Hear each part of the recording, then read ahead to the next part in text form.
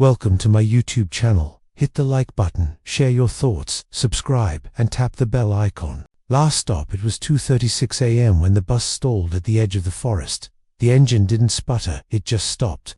Dead silent. No hum, no headlights. The kind of silence that feels wrong. Jenna looked up from her phone, her neck stiff from dozing off. Outside, the highway was gone, swallowed by heavy fog that stuck to the windows like wet skin. It didn't look like normal mist. It moved, shifting across the glass, as though something alive was breathing against the bus. That her reflection was distorted, stretched, wrong. Something was off. She glanced down the aisle. A few other passengers stirred, a man in a suit rubbing his temples, an elderly woman gripping her purse tight against her chest. Two teens slouched with headphones on, but no music playing. They all looked dazed, as if they'd been drugged, or dreaming. And then she noticed, the driver was missing. No one sat at the front. No silhouette, no movement, just an empty seat, and a black smear across the windshield, like ash or old blood. Jenna blinked hard. "Excuse me," she called toward the front, rising slowly. "Is everything okay?" No answer. The overhead lights began flickering, soft at first, then pulsing, like they were syncing with her heartbeat. Thud, dash, thud, flicker, thud, flicker. She turned back to the passengers. No one looked at her. No one moved, except the girl in seat 4. Jenna hadn't noticed her before. Long black hair, head down, thin, frame, looked young, maybe early 20s. The girl slowly raised her head. Her eyes were gone. 2 gaping black holes where they should have been. No blood, just deep, empty sockets like her soul had been scooped out. And her mouth, it was pulled into a wide, cracked grin. Too wide, stretching impossibly to her ears. Jenna stumbled backward, bumping into the row behind her. What the girl spoke, but her lips barely moved. "You shouldn't have looked outside." A cold breath blew down Jenna's neck. She whipped around. Nothing. When she turned back, the girl was gone. Seat 4 was empty, perfectly clean. No sign anyone had been sitting there. What the hell? Jenna rushed to the front of the bus. She grabbed the rail, heart pounding. Still no driver. In fact, there was no steering wheel, no dashboard, just rusted metal and an odd spike sticking out of the floor where the wheel should be. It looked ancient, like the bus wasn't just broken, it had never worked. She turned to the others. "Hey, did anyone see where the driver went?" Nothing. They all stared forward. The man in the suit began humming, low and steady.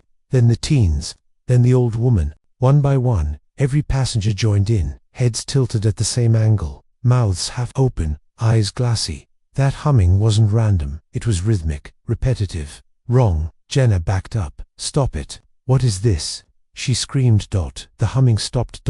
All heads turned at once, all except seat 4, which was still empty, and they spoke in unison. "Next stop." Last breath. Then the lights went out. Total darkness. Jenna froze. She heard her own breathing, ragged and sharp. Something brushed her hand. She yelped and scrambled toward the back, feeling her way between seats. The lights flickered back on, and now the bus was empty.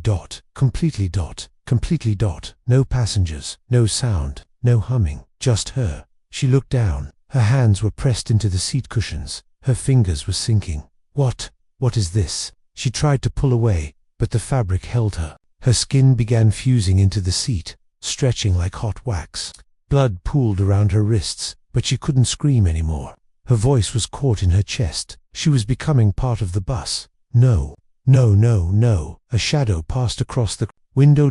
Outside, through the fog, a second bus pulled up beside them. It looked ancient, rusted, half collapsed, with shattered windows and melted tires. Smoke coiled from its broken roof. The number on its front plate blinked in and out of view, Route 113. And inside that bus, Jenna saw herself, or something that looked like her, sitting in the driver's seat, wearing the same hoodie, same bloodstained jeans, same face, but pale, empty-eyed, and smiling. The other Jenna turned the wheel. The real Jenna screamed, and then her reflection whispered through the glass. "You never left the first bus." The fog surged. The windows went black. And just before everything disappeared, she saw words scratched into the inside of the glass beside her seat. Shallow gouges left by nails or teeth. "We licked out too. 1 week earlier, Blackridge bus, terminal, Route 113 late again." The man behind the counter raised an eyebrow. That's the third time this week. Eddie, the night shift driver, rubbed his eyes. Bus wouldn't start. Batteries cursed. I swear. The man laughed. Maybe it is. You driving the 113 tonight? Eddie hesitated. Yeah, unfortunately. You're sure? That route's cursed, man. You've heard the stories. People see things, smell burning, feel cold spots. Then there's that one bus that vanished. Eddie cut him off. Yeah, urban legends. I'm just trying to finish my shift. The man shook his head. Suit yourself, but if you see fog, don't stop. Eddie boarded the bus. 13 passengers, cold air, and a strange feeling that this wasn't just another ride. In the back, a girl with long black hair stared out the window, not moving. In seat 4. Back to the present unknown. Luciette, your endebus is still driving. Jenna is part of it now, trapped inside, watching the fog thicken outside, and outside the window, faces pressed against the glass, mouths stitched shut, hands slapping silently. Passengers who never came back. The speaker crackles again, static. Then a voice. Next stop. You Route 113 doesn't exist for days before the bus vanished. Tommy. Devlin hated night shifts, especially on Route 113. He never believed in curses or ghosts, but 113. Something felt wrong every time he stepped onto that route. The air in the bus always smelled faintly like sulfur. Passengers complained of flickering lights, strange reflections, hearing whispers no one else heard. Still, he told himself it was just a crappy old bus and tired minds. Until that night, he was halfway down Hollow Creek Road, a long, winding stretch of highway surrounded by dense woods, when a passenger in the middle row started screaming. Tommy hit the brakes hard. The bus screeched to a halt. He turned around. Hey, you okay? It was a woman in her 30s, pale, sweating. She stood up, panting, pointing toward the back of the bus. She's there again. Seat 4. She's looking at me, her eyes. Tommy scanned the bus. Seat 4 was empty. I swear she was right there. The woman sobbed, backing into the aisle. She smiled at me. Her face, it was twisting. Then she whispered something. I didn't understand the words, but it felt like a warning. Another passenger stood. She's not the first one to see her, he said quietly. My cousin rode this same route 2 weeks ago. Told me a girl with no eyes followed her home. Tommy's skin crawled. Everyone sit down, he said. Now he looked in the mirror. The fog was getting thicker, dense. Moving too fast, he turned the key to restart the engine. Click, click, nothing. He tried again, The interior lights flickered, then died. Darkness swallowed them. Someone began crying. Tommy stood and walked toward the back of the bus. We've just stalled. Tried to stay calm. The crying grew louder. He reached the emergency exit. Then he saw her. Seat 4 wasn't empty anymore. A girl sat there, hunched forward. Long black hair, pale arms folded neatly in her lap. Tommy opened his mouth, but no sound came out. The girl slowly raised her head. Her face was burned, melting. Her sockets were gaping holes, black and pulsing. From inside them, something moved. Not eyes. Something else. And that smile, wide, torn, impossible. She whispered. You stopped in the fog. Tommy stepped back. No, you're the driver now.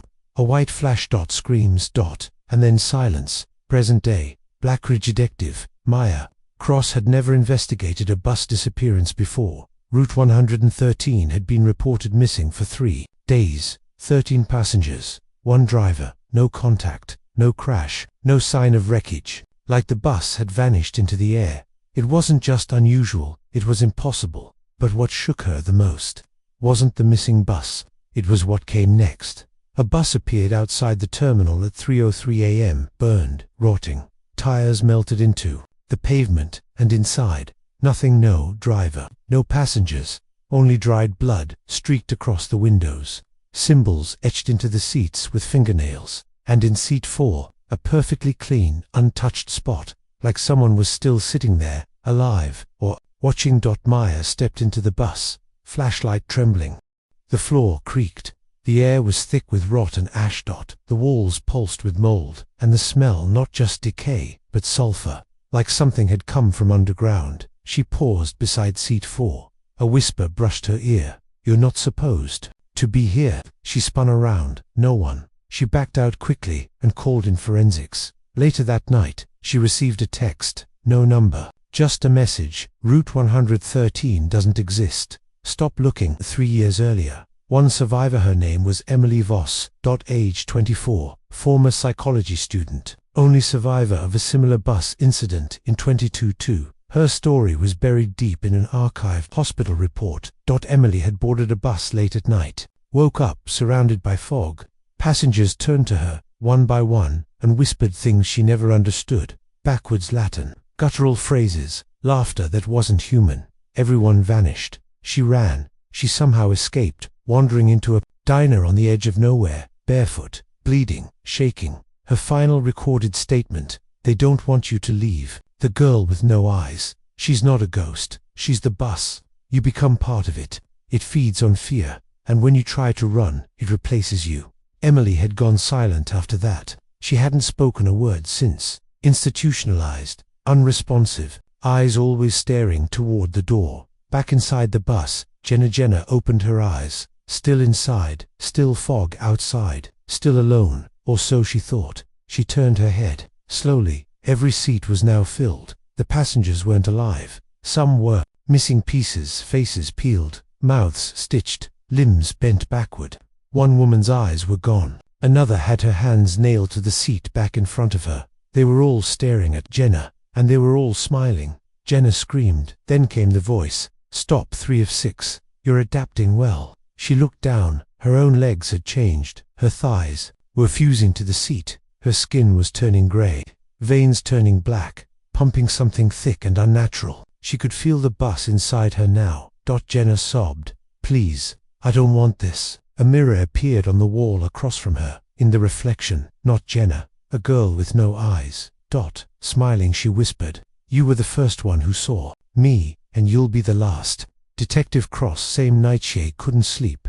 The symbols inside the bus haunted her. She had scribbled them into a notebook, trying to decode them. The more she looked, the more it felt like they were changing, rearranging themselves into her dreams. She called in an expert, a folklore linguist named Mark Ellison. He examined the pages, his face palling.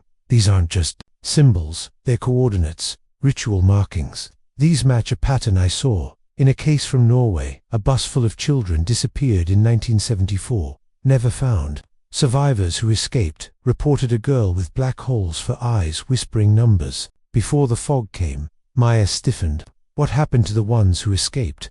Mark looked at her grimly. "They didn't live long. The ones who ran were found weeks later, hollow like someone scooped them from the inside." Maya whispered, "How do we stop this?" He didn't answer, because the lights above them flickered. Outside, in the dark parking lot, a bus was idling, running, but they hadn't heard it arrive. It wasn't on their roster, and on its cracked display screen, one word blinked: Jenna. Final scene, unknown realm inside the bus. Jenna's thoughts were fading. She no longer remembered her last name. Her phone didn't work. Time didn't move. But the passengers kept whispering, over and over, "Join us, join us, join us." Seat, for across from her shimmered. The girl appeared again.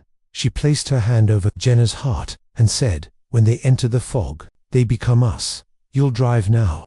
The bus jerked forward. Outside, another figure appeared through the glass. A new passenger, confused, alone, just stepped into Route 113. A tear rolled down Jenna's cheek. She was no longer a passenger. She was no longer a passenger. She was the bus. The survivor's tape 2 days later. Blackridge Police Archive Room Detective Maya Cross stood in front of a dusty evidence locker marked "Case Closed Voss, EMILY, 2022. Except it was anything but closed.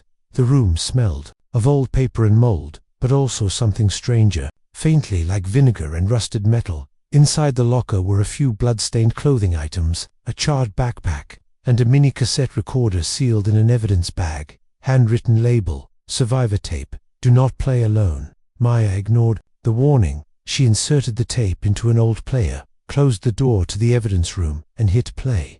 The tape hissed. Then, a voice: "Emily Voss," trembling and hoarse. "If you're listening, it's already watching you." Maya sat frozen. Emily continued, voice distant, as if being dragged deeper into memory. "It was supposed to be a short ride, just one stop to my mom's house, but the driver didn't speak. The windows were fogged. The others, they weren't real. They stared straight ahead, until seat 4 filled.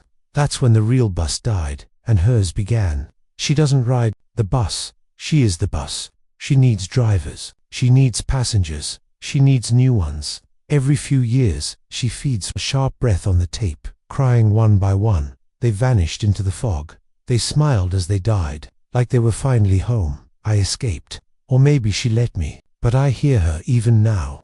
Every time I close my eyes, I see Route 113. A loud knock echoed on the tape. Then Emily whispered her last words. There's no such thing as an empty seat. Then screeched the sound of brakes, and the tape burned in Maya's hands. Literally, she screamed, slamming the recorder shut and dropping it. The bag melted, and the player burst into a flash of static and flame. Gone. Just like the bus. Meanwhile, inside the bus, Jenna had stopped struggling. She couldn't anymore. Her body had molded further into the seat. Her voice was gone, her mind full of static whispers. But she remembered one thing, her sister. Hannah. She hadn't seen her in months after a stupid fight, and now, somewhere in this twisted highway of fog and shadows, she heard her voice. Jenna. Her terror eyes snapped open. It was her. Hannah stood just outside the window, drenched in rain, knocking on the glass. She looked older, thinner, scared. Let me in, she cried. Please, Jenna. Jenna screamed, but no sound came. She tried to move her arm. It cracked and tore like old vinyl, bleeding something dark and slow. Then, seat for empty. The girl with no eyes was gone. The door creaked open. Hannah stepped onto the bus. No, Jenna thought. Don't sit. Don't. But Hannah sat. In seat 4. Detective Cross. Same night Maya drove. Straight to the mental hospital where Emily Voss had been institutionalized for the last 3 years. Only there was no patient file. The nurse looked puzzled. Emily Voss. Sorry, that name doesn't exist in our records. But she was transferred here in 2022. Bus survivor. Psychotic breakdown. The nurse shook her head. Ma'am, no one by that name has ever been here. Maya's voice lowered. Check again. The nurse typed for a long time, then paled. She turned the screen toward Maya. There was a single result. A patient listed only as Jane Doe, room 113. Admitted 3 years ago. No name, no visitors, no medical records. Only one note in the file. Do not move room number under any circumstances. Room 113, North Blackridge Asylum. Maya approached. Slowly, the hallway lights flickered as she neared the door. The number on the door looked freshly painted, as if someone repainted it every day. She opened it. Inside was a girl sitting perfectly still, back turned, long black hair, the exact image described in the reports. Emily, Maya said softly. The girl didn't move. I know what happened to you. I heard your tape. Silence. Then the girl turned her head, but her face was blank. No eyes, number, mouth, just skin. Then, impossibly, she whispered. It's not just a bus, it's a pathway. Suddenly the walls cracked. The lights went red.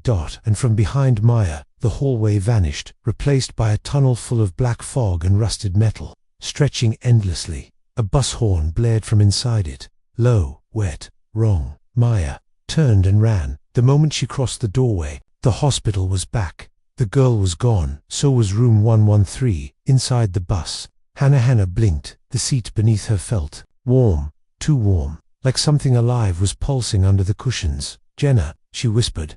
A voice echoed from the speakers above her. Passenger 2 of 6. Welcome aboard. Hannah stood up, heart racing. The fog outside made it impossible to see anything. She ran down the aisle. But no exit doors. No emergency windows.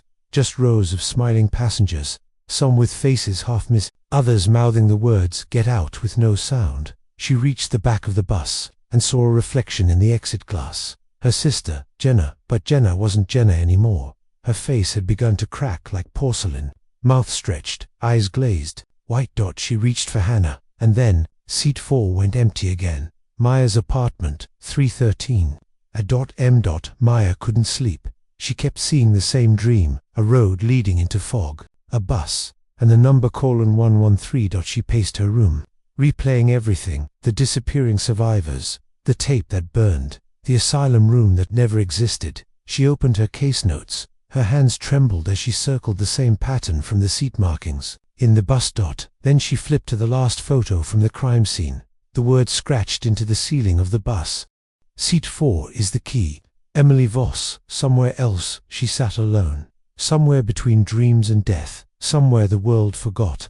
Her mouth sewn shut. Her hands fused to a steering wheel that wasn't metal. It pulsed like skin. She couldn't cry anymore. She just waited, because every time the bus found someone new, it brought her closer back, but at a cost. And this time, Hannah was next. Unless someone stopped it. Unless someone learned what seat 4 really meant. Final scene. Passenger 3 enters. A man in his 60s stood by the bus stop, checking his watch. Rain poured down. Not a soul around. Then, a bus pulled up. No route number. No lights, but the doors opened. He hesitated, then stepped inside. There were only a few passengers. All silent. He saw an empty seat near the front. Seat 4. He sat. The lights flickered. The fog swallowed the windows. Then a voice whispered, "Passenger 3 of 6. The path continues." The man's fingers began to rot, and the bus kept driving through roads that didn't exist on any map. You were always on board. Jenishi didn't know how long she had been there. Days, weeks, months. Time was different inside the bus. The sun never rose. The night never ended. Just endless fog pressing against the windows like something alive, trying to get in or maybe keep them in. Jenna's body had become part of the seat now. Veins of soft vinyl ran along her arms. Her reflection in the cracked rearview mirror showed her lips stitched shut with black thread. But somehow, she could still scream in her mind, and that's what she did. Every second, she screamed. For Hannah. Her sister hadn't changed yet. She still moved, still questioned, still believed there was a way out. That meant there was hope. But then, Jenna noticed something new. Seat 4 was empty again. And when that happened, someone always died. Hannah knew she wasn't dreaming. Dreams didn't smell like burning oil and sour meat. She had tried everything, kicking windows, pulling wires, even slashing at the fake passengers with broken glass from a snapped overhead light. Nothing worked. Everyone stared straight ahead, lifeless, smiling, except one woman near the back, a woman with bandaged hands and tear-soaked cheeks. She didn't move much, but Hannah saw her eyes shift. She was real. Hannah rushed over, whispering, "Please, please tell me how to get off. I don't know where I am." The woman's cracked lips trembled. "You never left," she whispered. "You were always here. You just forgot." Detective Maya Crossmeyer didn't sleep anymore. Not because she was afraid, but because the dreams weren't dreams. They were memories. Her brother, James, had vanished when she was 15. Took a city bus late one night. Never came home. Everyone said he ran away. But Maya knew better. She remembered waiting at the bus stop, watching the rain fall. She remembered hearing the brakes scream. She remembered seeing the fog roll in, and James stepping on Maya. Had forgotten all that. Until now, she stared at the photos. On her desk, 6 missing persons. Each one disappeared within a 5-mile radius of Route 113. Each one took the same late-night bus. Each one sat in seat 4. Hannah, back of the bus. The woman spoke again. In fragments, as if her mind had splintered. "Long ago, they say the bus needs 6, always 6. Drivers bound, can't stop. Passengers feed it. But seat 4 is different. It's where it started. Where she started." Hannah asked, "Who's she?" The woman shivered. "She's not a ghost. She's not a demon. She's what comes when grief rots and guilt grows roots. She was the first to die here, and now, she's the road." Outside, the fog parted just slightly. A forest of crosses passed by the window. Dozens, hundreds, all with the same names as those who vanished, all with open graves beneath them. Flashback, -1987. A little girl named Elise boarded the late-night Route 113 bus with her mother. They were running from someone. Elise clutched a stuffed bear and sat in seat 4 while her mother argued with the driver. Then the doors closed, the lights flickered, and the bus never stopped. Again, passengers heard Elise's scream. Once. Then silence. They never reached their stop. And when the bus was found months later, rusted in the woods, near an old logging road, only the driver remained, eyes burnt out, hands fused to the wheel. He had carved 3 words into the ceiling. Above him, "She never left." Jenna. Now Jenna saw the girl. Small, pale, hair matted with leaves, maybe 7 or 8 years old. She wasn't sitting, she hovered. Her feet never touched the floor as she moved down the aisle. Passengers ignored her, but Jenna knew who she was. She was the first Elise. Jenna tried to scream as Elise approached seat 4 again. The seat groaned like something breathing. Jenna felt herself get pulled deeper into the cushion, her ribs popping with pressure. And then Elise spoke. "One more passenger, and the path is complete. Then I get to leave. Then someone else drives." Jenna gasped. That's what it was. Elise wasn't trapped. She was choosing. Maya back at Blackridge. Archives. Maya followed the trail. Old maps, bus route archives, obituaries. Everything pointed to the same forgotten stretch of highway. Route 113. Closed down decades ago after a landslide, but no one ever cleared the debris. Maya loaded her gun, packed her flashlight, and drove out before dawn. Her hands trembled the entire drive. She wasn't afraid of what she'd find. She was afraid she wouldn't come back. Route 113. Fog zone. Maya parked the car and walked into the mist. Every footstep felt like walking through soaked wool. Her flashlight barely cut more than a few feet.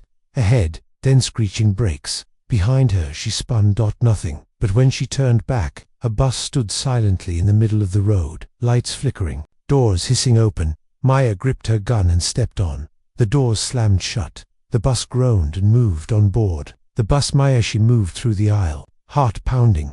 Some passengers looked familiar, too familiar. She saw James, her brother, not older, just how he looked when he vanished. He turned his head slowly toward her and mouthed, "Don't trust seat 4. She reached the front and stopped, because the driver's seat was empty. No one was steering.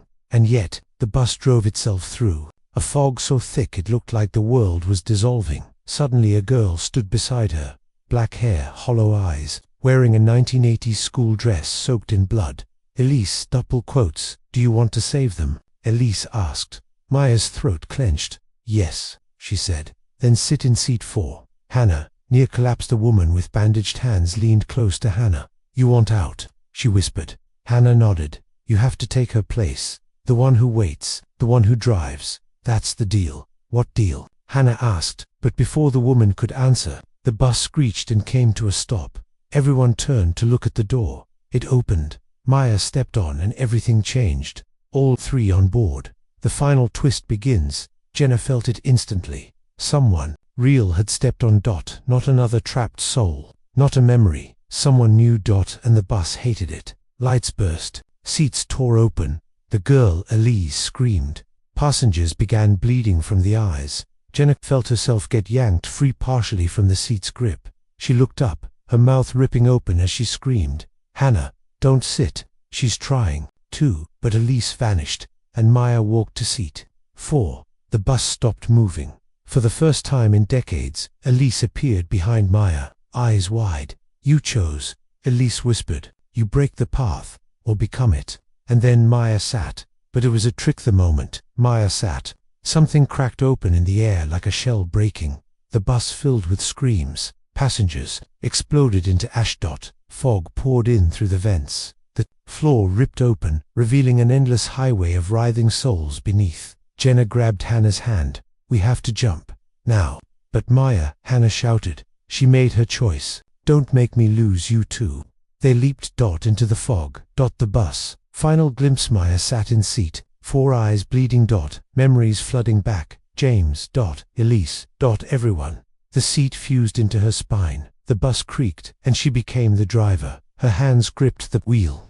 Unwilling, but bound. Elise smiled. "It's your turn now." Jenna and Hannah, on the side of Route 113, they woke up coughing on wet leaves. Dawn breaking. The bus gone. No tracks. No sign. Just a scorched patch of road behind them. They held each other and cried. But the nightmare wasn't over, because far down the highway, a bus stop sign still stood, with a single word scratched into it. "Next, the route is eternal." 2 days later, Jenna and Hannah. The trees didn't move right. That was the first sign they hadn't truly escaped. After tumbling out of the nightmare, that was bus 113. Jenna and Hannah thought they were free. They walked for hours, then days, until they reached a town called Withers Hill. Small, dusty, clinging to the edge of nowhere. But something was wrong. No one had cell service. The clocks were all stuck at 11:13 p.m., and every radio they passed whispered the same low, static-filled sentence. "The route is eternal. The wheel must turn." Worse still, buses kept appearing, abandoned ones, Some melted into trees, some rusted over entirely. One stood parked behind a gas station, its engine still warm even though no one had touched it for years. All with the same number, 113. Jenna, she hadn't slept out every time she closed her eyes. She heard the groan of leather seats tightening around her ribcage, the grinding of the fog against the windows, the smile of Elise just before Maya sat down. She couldn't stop thinking about Maya. She saved us, Jenna whispered.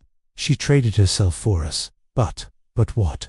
Hannah asked. Jenna turned toward her. I think Elise tricked her. I think she's still alive in there. Maya, the new driver, the wheel was part of her now. Maya sat in the driver's seat, hands fused to the cracked leather. When she looked down, her arms seemed made of smoke and gears. Her reflection in the cracked mirror showed her screaming, even when she wasn't. She wasn't alone. Elise sat on the steps of the bus, humming an old lullaby, her head rocking side to side like a broken doll. She chose wrong, Elise whispered. She sat down but didn't surrender, and now the road owns her. Passengers changed every night. Some were already dead, some just lost, but they all ended the same.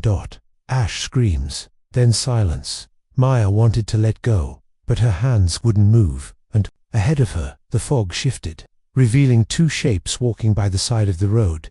Jenna and Hannah. The bus rolls again with a sound like thunder cracking inside a tomb. The bus's engine turned over. No keys, no driver, just will. Maya tried to scream. Instead, the wheels turned, and the fog opened. Jenna and Hannah roadside. They had just passed a twisted, burned-down chapel when they heard it. Bragg's metal howling. The bus, but not behind them. It was ahead, waiting round the next bend. Hannah froze. No, it can't be. Jenna grabbed her wrist. Run. But the road shifted. The asphalt beneath their feet rippled like black water. Streetlights flickered to life.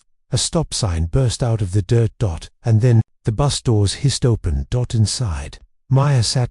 Eyes bleeding, hands glued to the wheel. Her mouth moved, but no sound came out. Only Elise's voice whispered on the wind. There's no such thing as off the bus. They tried to burn it. Jenna and Hannah took a different route through the woods and found the burned remains of a ranger station. Inside, diesel matches, road flares. That night, they returned to the bus. Jenna stood shaking, her arm cocked back with a burning flare in hand. Maya, she whispered, if you're in there, fight it. Inside, Maya's hand twitched. Just once. The flare hit the windshield and exploded in flame. The bus didn't burn. Instead, the fire vanished into its skin, like it had been hungry for it. The bus door opened again, but this time, a second Maya stepped out. To Maya's one, Maya sat behind the wheel, pale, trembling. The other walked down the steps, smiling, but her eyes were pitch black. No more pretending. Dark, Maya said. You tried to fight it. Now you belong to it. Real, Maya screamed from inside the bus, but no one heard her. Dark. Maya turned to Hannah and Jenna. The only way to stop the road is to replace the heart. The heart? Hannah asked Elise. Jenna's voice cracked. You mean kill her? Dark. Maya tilted her head. You mean free her? She's not alive, but she remembers. Where is she? The bus groaned and opened its back door. Flashback. Elise's last day, as remembered by the road itself. Elise sat in seat 4. She never wanted to get on the bus. Her mother dragged her there, bleeding and crying, whispering about getting away before he finds us. But Elise never left the bus. The passengers ignored her as she screamed. No one helped. The driver locked the doors and drove into the fog, and when her mother started bleeding again and collapsed, Elise screamed louder. No one listened. When Elise died in her seat, face pressed to the window, she watched the town disappear in reverse, and when the bus returned, it wasn't a bus anymore. It was a coffin with wheels, present. Entering the back door, Jenna and Hannah step in through the back of the bus. It's silent. No passengers, no driver, only seats that breathe, windows that cry. At the back seat, 4 is missing. In its place is a deep tunnel of roots and velvet leading down beneath the floor of the bus. Hannah shakes. What is this? Jenna grips her hand. Where Elise's. They descend. Beneath the bus, the road of the lost. They walk for what feels like miles under the bus's floor. Through a corridor of twisted ribs and warped plastic. Photos line the walls. Missing person posters, each face crying blood. Then they hear it, a lullaby. Soft, innocent, and they see her, Elise, still a little girl, sitting in a child-sized seat, rocking her bear. Her eyes are stitched shut with wire. "I can't leave," she whispers. The seat remembers. Jenna kneels. "You don't have to stay. We can set you free." "No," Elise whispers. "I tried to leave once. The road came with me. It killed my town. It turned my memories into stops. It eats the people you love, and it'll eat you too. Then let us take your place." Elise freezes. "You would?" Jenna nods. "But not like this. I want to end the route." She holds out her hand. Elise stares, and then, softly, she gives the bear to Jenna. Back on the bus. Final choice as Jenna takes Elise's bear. The ground trembles. The tunnel collapses behind them. They reappear on the bus, sitting across from the real Maya, who is still bound to the wheel. The bus is screaming now, not metaphorically. It screams. Leather ripping, lights bursting. The fog outside slams against the glass. Elise appears in the aisle. This time, older, a teenager, eyes glowing red. "The route must turn," she hisses. "You can't stop what is." Jenna raises the bear. "No," she says. "We can stop who made it." And then she throws the bear into the engine compartment. Everything shatters the moment the bear hits the engine. It's like a bomb goes off. The windows implode. Every seat catches fire. Passengers melt into ash. And the bus begins to eat itself. Elise screams, not like a child, but like something ancient.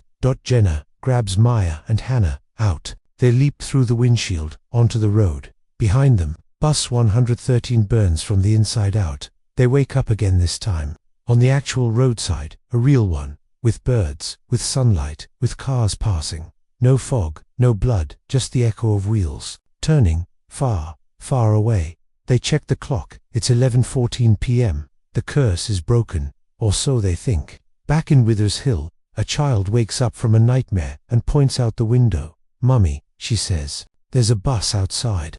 The mother looks. Nothing's there. Until the lights flicker, and across the street, a new stop sign slams into the sidewalk. The number on the pole reads 113B. The bus still waits. 2 weeks later. Jenna didn't talk much anymore. Not even to Hannah. Not even to Maya, who now lived with them in silence. She barely spoke above a whisper. And only during thunderstorms. Jenna had kept the burn mark on her arm, hidden under bandages. The one shaped like a number, 113. No matter how much she scrubbed, the skin refused to heal. It pulsed sometimes, especially near roads. Especially when a bus passed by. The apartment felt wrong. Light bulbs flickered at the exact same time every night.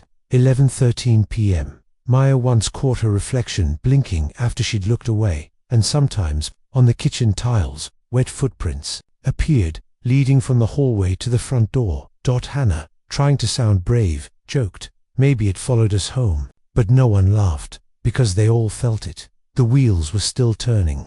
Hannah's scream woke them all. She shot upright on the couch, gasping, clawing at her neck. "I was back on the bus," she whispered, shaking. "It was underground, made of bones. Everyone was blind. And you weren't human anymore. Jenna, you had Elise's eyes." Jenna didn't deny it. She just got up and looked out the window. The street outside was empty, but the fog had returned. Hans Maya had been avoiding mirrors since they got back, but that night, she caught a glimpse of herself in the bathroom, and her hands were no longer hers. They looked like they did on the bus, blackened, cracked, half melted into the wheel. She stepped back. Her reflection stayed still. Then it whispered, "You can leave the bus, but the bus never leaves you." The return of the driver at 11:13 p.m. exactly. The apartment doorbell rang. None of them moved. It rang again. Jenna grabbed a knife. Maya clutched her rosary. Hannah stood behind both. Jenna opened the door. No one was there, but down the hall was a driver's hat.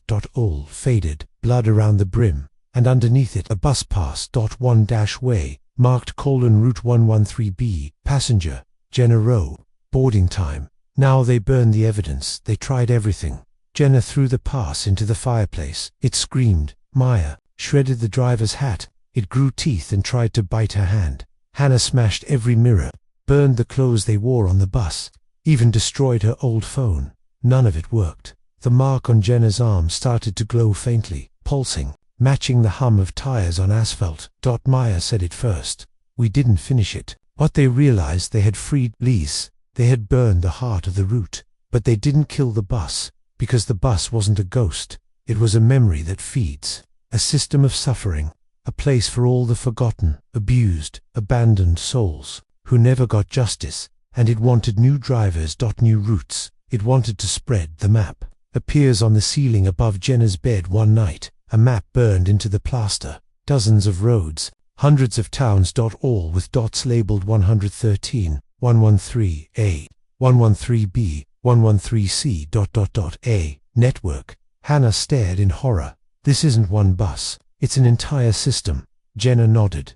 We only killed one line. And then, Maya whispered, if we don't stop it, it'll take more people. More like Elise. More like us. Plan. Hijack the route. Jenna didn't sleep for 2 days. She traced every stop on the map, every symbol, every whisper from the walls, until she figured it out.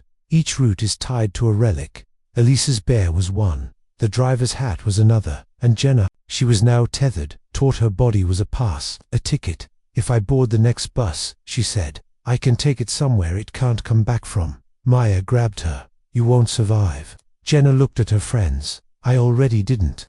The bus arrives one last time. Fog smothers the street outside. Headlights slice the dark open. A new bus, sleeker, blacker, humming like a living thing. Route number 113, B destination. The final stop. Jenna boards alone. Maya and Hannah stay behind, crying before the doors close. Maya shouts, don't let it win. Inside the final bus, this one's different. There are no seats, only mirrors. And each one shows a version of Jenna. Jenna who never got on the bus. Jenna who let Maya die. Jenna who became the driver. Jenna screaming as Elise devoured. Hershey walks slowly to the front. The wheel is made of bone and glass. The engine is filled with children's toys. She sits, the door locks. Jenna's final drive, she grips the wheel. It fuses into her hands, and then she turns the route, left, into the fog, then right. Through memories not hers, she sees Elise's mother begging for help, sees Maya's spirit chained to the driver's chair, sees herself, back in that first nightmare, screaming in a seat that bled. She doesn't stop driving. The fog screams. The road tries to vanish beneath her, but she holds on. The final stop, Oblivion. Jenna drives to the end of memory, a place where no one remembers pain, where buses dissolve into ash. Where the road stops whispering. She opens the door. No one gets off, no one gets on. She steps out, and behind her, the bus implodes. With a final sound, like a dying breath. The curse breaks, the system ends. Aftermath. 1 year later, Maya now works with missing persons. Hannah became a trauma counselor. Neither of them has heard or seen Route 113 since that night. No new buses. No fog. No burn marks. No Elise. Just the memory of Jenna, and the message she scratched into the floor of their apartment before she left. Some routes must be taken even if they never return. Final scene, a child's drawing in a foster home miles away. A girl draws with a red crayon. She hands it to the social worker. It's a picture of a bus. No driver, just a shadowy girl at the wheel. The number reads 113Z. The girl looks up and whispers. She said she's keeping them away now, but if they try again, she'll drive them to hell herself. The end.